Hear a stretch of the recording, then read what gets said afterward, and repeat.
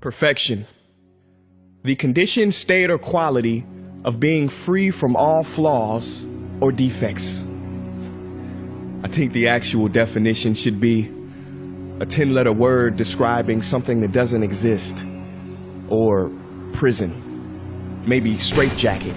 See, perfection is a virus, a tumor, a growth. It infects the mind of who it attaches itself to until it eventually destroys the host. I hate the very word perfection. It has driven me crazy for years, guided by fear. I was constantly comparing myself to my peers, stressing and striving to reach some idea that only existed in here.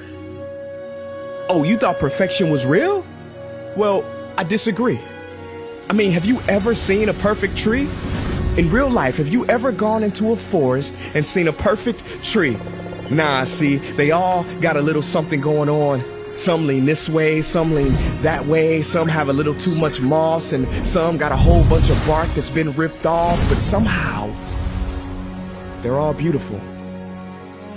But when it comes to people, we don't seem to see that we are all beautiful in all of our expressions, so we dissect ourselves into pieces, judging each other, thinking perfection is something we can achieve, which leads us to feeling depleted and defeated. But Salvador Dali said it best: have no fear of perfection because you'll never reach it.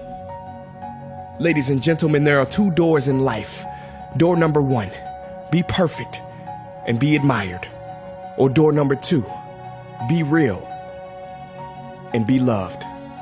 I say choose door number two, and choose it quick, because life's too short to try to live up to something that doesn't even exist. It makes no sense. So please create your own unique expression. Color outside the lines. Be the pretzel that refuses to knot. Be the marble that doesn't quite roll right. Do the dance that nobody's ever seen before.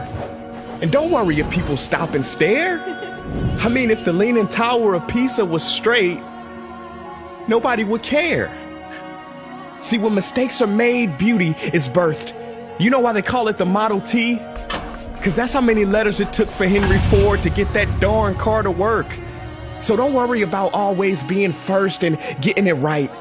I mean, Sony's very first product they ever made, it cooked rice. So embrace your mistakes, they are to be savored. Failure is the condiment that gives success its flavor. And true success is being yourself in a world that's constantly trying to make you someone else. You know, I was reading the other day about a Japanese tradition called kintsugi. What they do is, if an object breaks, they fill the cracks with pure gold, because they believe that when something suffers damage and has a history, it is all the more beautiful. So I say love your cracks. You may call it brokenness, but it is the way your light will shine through. And if you have no one in your corner, then consider me your supporter, and we will smile together as society tries to diagnose our gifts as disorders. You don't need to be a perfect person with perfect makeup, perfect skills, or a perfect build. Because the truth is, real people aren't perfect. And perfect people aren't real.